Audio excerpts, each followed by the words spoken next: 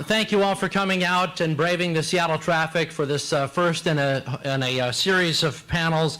And I also want to start with a special thank you to our panelists in favor of the $15 an hour wage increase. It's hard enough for people to speak in public, and it's much harder when you're coming before a crowd you largely disagree with. So I want to put a special thank you out to them. First, I want to address my bias. I am the moderator today, and some people might be thinking, wait a second, that's the guy who hosts the morning show. I know he has strong opinions. Well, my goal is to encourage a lively, informative, and passionate discussion. It may at times get heated, but my objective is to make sure it doesn't get mean-spirited. When Brit Hume was an anchor at ABC News, he said that everybody in the media has a bias. The problem is they refuse to recognize it.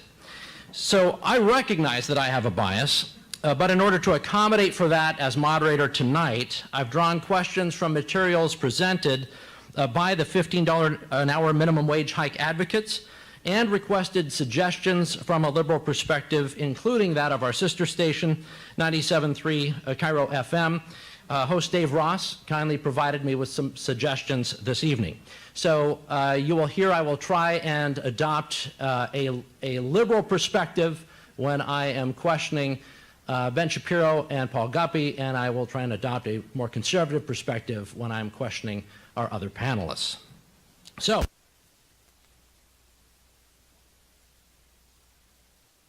two producers in the audience, Chris Martin and my own producer, Nicole, if they're here.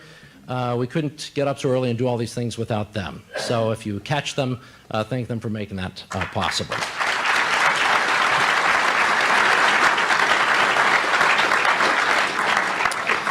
Now our participants.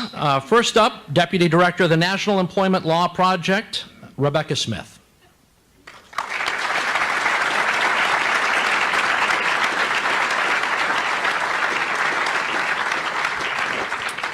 Next, the Vice President for Research at the Washington Policy Center, Paul Guppy.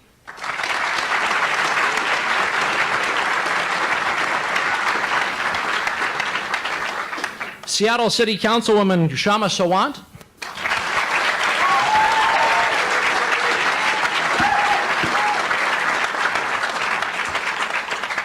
And best-selling author, columnist, editor, and KGTH Afternoon Drive host, Ben Shapiro.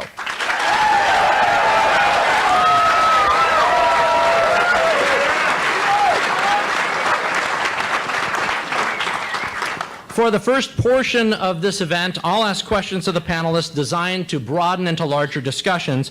Each question will be directed to a specific panelist who will have at most a couple of minutes to answer, followed by observations and counterpoints made from other panelists. I'll try to keep the conversation relatively relaxed, but occasionally I may have to intervene to move things along. And again, I do alternate the questions. However, I did want to start with this, number one, first of all. Can we all at least agree that we would like to see people earning more and see less poverty? Not the most controversial question. Everybody agrees? Starting with agreement. Is that the debate right there? Excellent, right there. I think we've solved everything. Have a good evening. Question number one. Some people making below $15 an hour, and this is directed to you, Ben. Some people making below $15 an hour make ends meet by receiving government benefits in the form of food stamps and/or other subsidies. Some assert that this essentially means governments have enabled businesses to pay less and keep more for their bottom lines, resulting in subsidized corporate profits and people more dependent on government. Ben Shapiro, as a conservative who advocates for less dependency on government, why do you object to this reasoning? I don't object to that reasoning. I think it's 100% true. I think the major problem that we have with regard to food stamps supplementing people's wages is that these companies are being paid off by the government. I mean, they're getting enormous subsidies from the federal government in the form of food stamps, and there are two ways that you can correct that in terms of wages. The first way that you can correct that in terms of wages would be with a measure like the minimum wage, which, as we'll argue about tonight, decreases, in my opinion, employment. The evidence, I believe, tends to show that it decreases employment, or at the very least puts a cap on it and makes it more difficult for small businesses to operate while big businesses are still getting these subsidies. And second of all, it creates a corrupt system where certain businesses benefit more than others. The second way that you're going to be able to prevent all of this is if you cut back a lot of these subsidies, forcing businesses to compete for labor. Labor is just like any other good in a free market. That means that people have to compete for it. So if you want wages to go up, then get rid of the government paying the other half of the wage, and you will see the wages automatically increase. I think that we should all be able to agree on the idea that wages need to increase. I think the difference is that the way to make wages increase is to have a fully consensual relationship between employer and employee. And I think this is really the root of the morality of minimum wage when it comes down to it. And in two sentences here is that I would never force an employee to work for an employer at a given wage. That violates the 13th Amendment and constitutes slavery or indentured servitude.